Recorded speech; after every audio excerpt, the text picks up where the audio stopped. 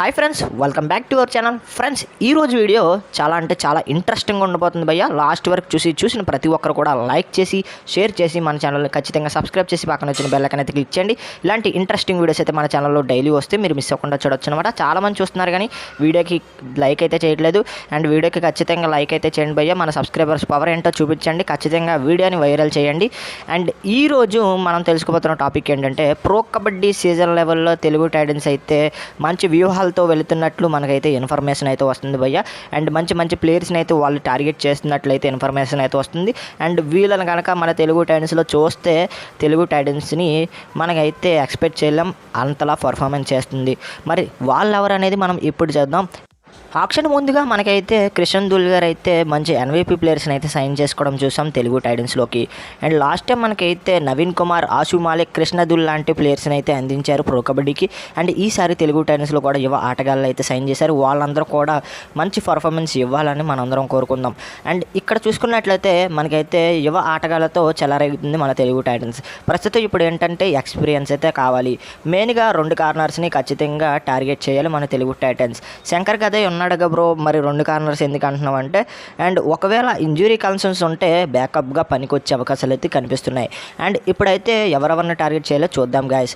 ముందుగా right corner కోసం Krishan దుల్ last time Patna పైరేట్స్లో ఏ విధమైన పర్ఫార్మెన్స్ ఇచ్చాడో మీ అందరికీ తెలిసిందే. కృష్ణ కుమార్ హుడా సార్ గారి ప్రియ శిష్యుడు అని చెప్పొచ్చు.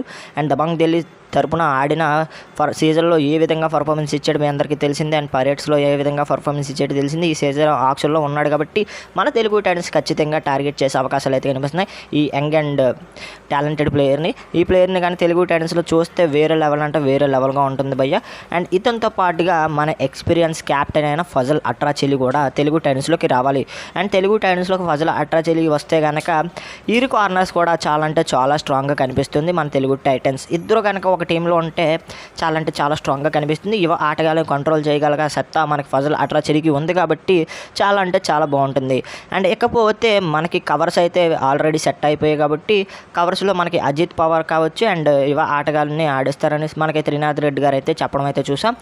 అండ్ ఇప్పుడు ఏంటంటే మనకి ఒక మెయిన్ రైడర్ అయితే కావాలి గైస్. మెయిన్ రైడర్గా ఎవరెవరు ఉన్నారు ఇప్పుడు ఆక్షన్లో చూద్దాం. ముందుగా మనకు చూసుకున్నట్టయితే సచిన్ తన్వర్ అండ్ మనకి భరత్ హుడా అండ్ పవన్ శరవత్ లాంటి ప్లేయర్స్ అయితే కనిపిస్తున్నారు. ఇందులో ఖచ్చితంగా ఎవరొక్కరిని టార్గెట్ చేయాలి మన Telugu Titans. And Telugu Titans target చేయవలసిన ప్లేయర్స్లో మ్యాక్సిమం పవన్ శరవత్ని టార్గెట్ చేస్తే చాలా బెటర్. ఎందుకంటే ఇప్పుడున్న పర్ఫార్మెన్స్ చూసుకున్నట్లయితే పవన్ శరవత్ది చాలా బాగుంది. బట్ తక్కువ బడ్జెట్కి వస్తాడా లేదా అనేది కొంచెం డౌట్ భయ్య.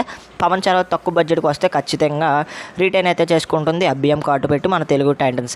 అండ్ ఇక్కడ చూసుకున్నట్లయితే వీళ్ళని ముగ్గురిని కనుక తెలుగు టైటన్స్ అయితే కొనుగోలు చేస్తే వేరే విధంగా ఉంటుంది మన తెలుగు టైటన్స్. వీళ్ళని కనుక కొనుగోలు చేస్తే వీళ్ళతో పాటు రిటైన్ చేసుకున్న ప్లేయర్స్తో ఒక టాప్ 7 తయారు చేద్దాం రండి గాయస్. రైట్ కార్నర్ కోసం క్రిషన్ దుల్, లెఫ్ట్ కార్నర్ కోసం ఫజల్ అట్రాచెలి.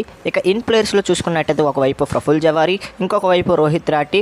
ఇక ఇన్ ప్లేయర్స్లో చూసుకున్నట్లయితే లెఫ్ట్ కవర్ కోసం మనకైతే Ajit Pawar and right cover కోసం సాగర్ రావల్. ఇక సెంటర్ మ్యాన్గా మనకు పవన్ శరవత్ లాంటి ప్లేయర్స్ ఉంటే చాలా బెటర్ ఆప్షన్ మన తెలుగు టైటన్స్కి. అండ్ ఈ టీం కనుక తెలుగు టైటన్స్ కొనుగోలు చేస్తే చాలా బెటర్ రిజల్ట్స్ వస్తాయి నెక్స్ట్ సీజన్లో.